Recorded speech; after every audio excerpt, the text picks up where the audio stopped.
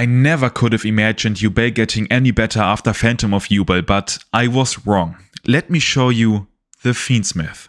But before I get to the Yubel stuff and how they actually work together quite well, I'm going to show you what Fiendsmith can do on its own. The Fiendsmith is a new archetype based around this little dude, a light fiend monster, releasing in Infinite Forbidden. This card is a one-card combo that without locking or committing to a normal summon can give you quite a few things. One of those things is a Caesar that protects you from Nibiru under 5 summons. The other thing is a Beatrice for cringe turn skip, transaction rollback, Mayakashi, trap shenanigans, and the other thing is basically an Appaloosa. But we don't do that here. We don't turn skip, we try to build a board strong enough to win immediately. No, that's not the same. Jokes aside, this card is insanely good and it will find its home in many decks. Especially rogue decks can benefit from this guy immensely. A little disclaimer, I won't go into details explaining the Yubel combo. I've already made 2 separate videos regarding that topic, so if you want to know more about Yubel post Legacy of Destruction or post Phantom of Yubel, don't forget to check those videos out, then you will know everything about Yubel. Not only will you then know what happens here besides the Fiendsmith stuff, no, you will understand Yubel in general a little bit better, and I don't think that can hurt in the upcoming format. But stop the yapping, now I will show you how you get to Caesar with only one Fiendsmith. The Fiendsmith reads the following. You can discard this card, add one Fiendsmith spell or trap from your deck to your hand. You can target one Fiendsmith equip card you control and one monster on the field, send them to the graveyard, so removal. If this card is in your graveyard, important effect, you can shuffle one other light fiend monster from your graveyard back into the deck, special summon discard.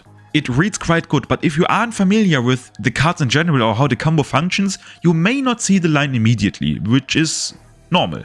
So let's start with discarding the Fiendsmith, adding ourselves one Fiendsmith spell, and I will go over both of those spells. In that moment I do think Tractus is better, so we will add it, and I will read Tractus. Add one light fiend monster from your deck to your hand, then discard one card. You can banish this card from your graveyard, fusion summon one Fiendsmith fusion monster from your extra deck, using monsters from your hand or field as material. We will immediately use it, adding ourselves one Fabled Lurry. I hope it's pronounced that way, I don't know. And yes, every Fabled is a light fiend, but this is especially good in this deck because we have to discard thanks to Tractus, and Fabled, as this monster at least, triggers when it's discarded.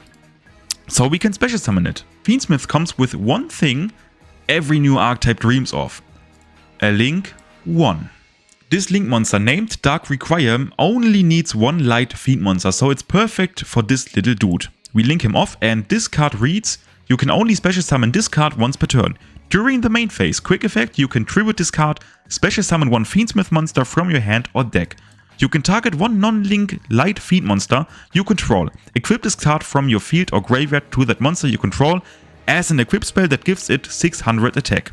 You can only blah blah blah once per turn. To show you why it's good, it will allow us to special summon one Fiendsmith monster from the deck. We could in theory equip it now with that and make his removal effect live, but that isn't a quick effect. So keep in mind you can use that if you go second, which is really insane because it's free. The more important part of this situation here is the other Fiendsmith in the graveyard. Since we have another light fiend monster in the graveyard, we can use his revival effect by shuffling one back. And we will just shuffle him back to revive him. And now, if you put 1 and 1 together, we have 2 level 6 monsters on the field we can just overlay into Caesar. Tada! Without committing a normal summon, without locking us into anything, it's just for free basically. And I won't show you how you make Beatrice because it would be the same thing. I don't know what you are planning, what evil things you want to do, but if you want to do that, just do the same route. This is how it works. I also told you that you can make an Appaloosa, and yes, that's true, but that was more or less just a way to visualize you that you can access any link for, because I don't think it's actually worth it to go into Appaloosa. If you go first, I do think it's better to just build a Caesar if your deck wants protection, and going second to break boards to maybe bait anything, it's better to use the tools the deck comes with, because we haven't seen everything yet. Now I will show you the link 2. We will link both of them off into Fiendsmith Sequencia. I hope it's pronounced the right way. It needs 2 monsters, including a light fiend monster, so not even it doesn't even need different named ones, just 2 monsters. It just has to be one light Fiend monster. During your main phase, you can fusion summon one Fiend monster, fusion monster from your extra deck by shuffling its materials from your graveyard into the deck. The ignition effect, the other one, you can target one non-link light Fiend monster you control. Equip this card from your field or graveyard to that monster you control as an equip spell.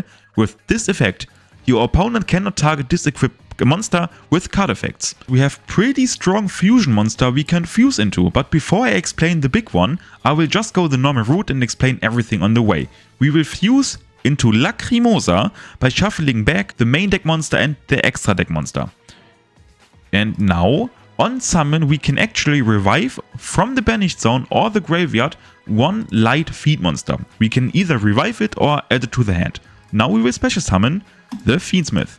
And now we have Link 4 access, basically any generic Link 4 you can think of. We can in theory make Appaloosa if you are afraid of Bestial Magnamut or Battle Fader or something like that. You can do that, I'm not stopping you, but I prefer to use the other tool the deck comes with, the last fusion monster. But how do we get to him? I mean, he needs the Fiendsmith plus 2 light Fiend monster. Everything's on board and we just used the other effect the spellcast card has added in the beginning. We can banish it from the graveyard to just normal fusion summon a monster from the extra deck, but it has to be a Fiendsmith monster.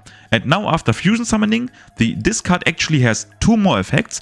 The first effect is actually quite useless, I think, but it rarely comes up, let's just say that. Monsters your opponent controls lose 600 attack, it's fine.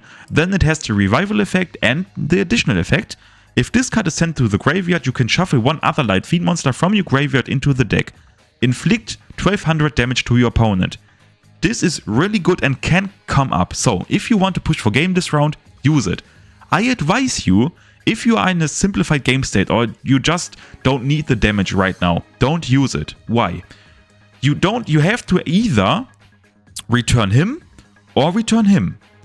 And you need him for his effect, for the effect the new fusion monster summoned on the field has, because it needs an equipped card equipped to it to be strong. And this card in the following turn can revive itself again, and if you paid attention, you basically have an infinite loop of resources.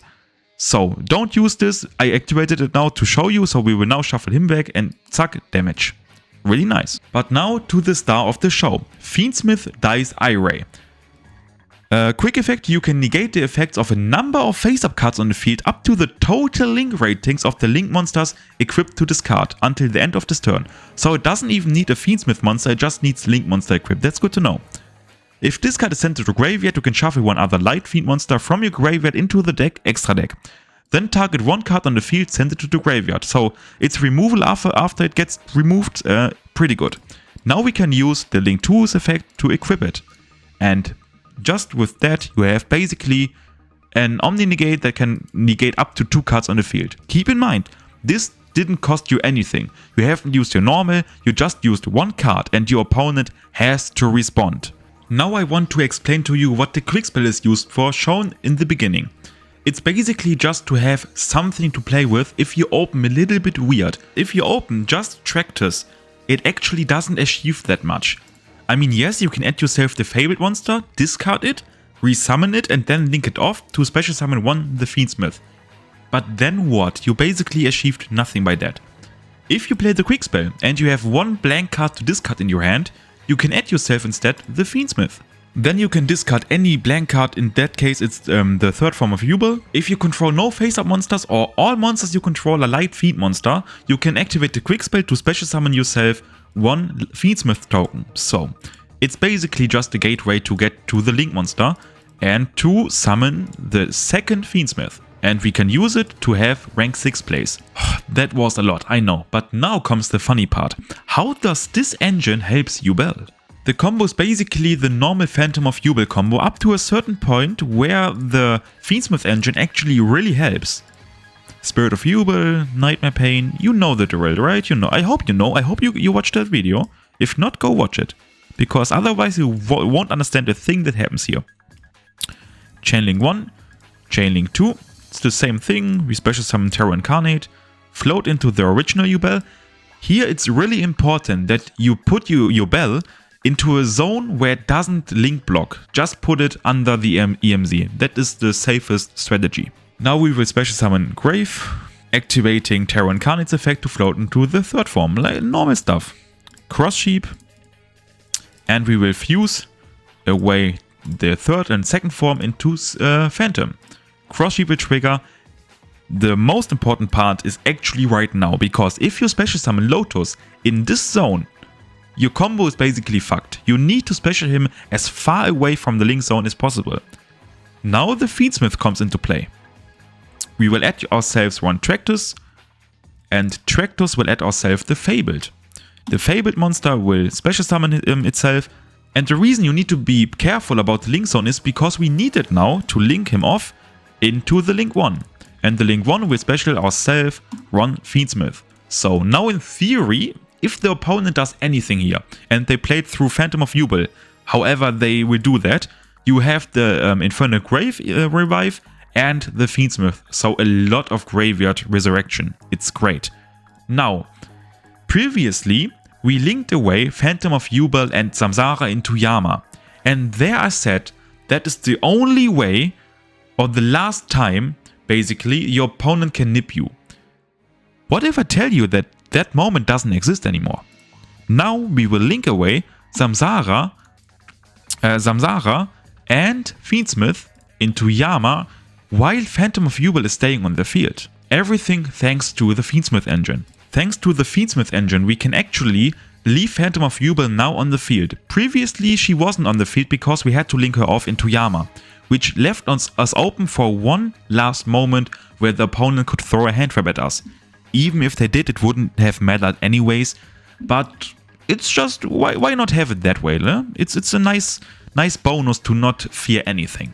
Now we can link off into Appaloosa before basically playing any further. But no, the Fiendsmith engine isn't only there to give us the Phantom of Yubel on the field because, spoiler alert, Phantom of Yubel will leave the field soon. No, the Fiendsmith engine will also show what it's capable of while played in Yubel. But before I do that, we have to continue the combo for a bit. Now we will use Shavara to destroy Yubel, and we will activate Yubel to float into the second form again, while chaining Yama, either reborning Spirit or the original Yubel. So, now we will activate Infernal Grave to reborn the Spirit, and important, because we have Shavara on field, we have the first thing we have to do now is link the second form and Shavara into Rage. Now we will overlay into one of my favorite new additions in Legacy of Destruction, Wildrev, and he's just like made for Yubel. But that's not where the combo ends. Previously that would have been the end board, like post Phantom of Yubel you have Appaloosa, Rage, Phantom and the Omni Negator, which on its own is already completely insane, but we haven't used the Fiendsmith yet, which will we do now. By shuffling away the Fabled monster, we can special summon him, and now you may ask, how are we playing from here on? Well, I already explained that Phantom of Yubel will leave the field, and that's why. And it will leave the field because we will link Phantom of Yubel and Fiendsmith away into the new link monster, Sequencia. And with him we can now perform a fusion summon, going into Lacrimosa, shuffling away the link monster and one of the main deck monsters. It's important to leave one main deck monster in your graveyard because you need to reborn him with this monster's effect. Now we will use the spell in the graveyard to fuse all of them away into the Omni Negation monster, shenanigans, everything. He can do so much, it's insane. It gives Yubel additional extender, a more versatile combo that is better protected, and endless grind game. This card is really strong. Now to end the combo we have to equip him, and now he has the 2 negations. So it's literally impossible to beat, but that's not where it ends. We still have the second Phantom of Yubel we can go into. And voila, the end board. So this is basically the combo. We still do what the Fiendsmith is intended to do, while making the Yubel combo a little bit better protected, a little bit more versatile, a little bit stronger in general. The end board is, like I said, in my opinion unbeatable, and you have the infinite resource loop with Fiendsmith. Like I said, you can repeat this Fiendsmith combo every turn, as long as you keep in mind that you have to have one in graveyard in addition with one light Fiend monster to revive him in the follow-up turn. So that was it for the video. Before I end, I want to thank every one of you for the warm welcome I had on YouTube. Like, I didn't expect that at all. and way more content is to come. I will probably even revisit this archetype in combination with Yubel once we get a little bit closer to the Infinite Forbidden release. Don't forget, we haven't even had the Legacy release yet, so there is still a lot of potential change in here. Don't forget to subscribe and like if you want to support me, and see ya.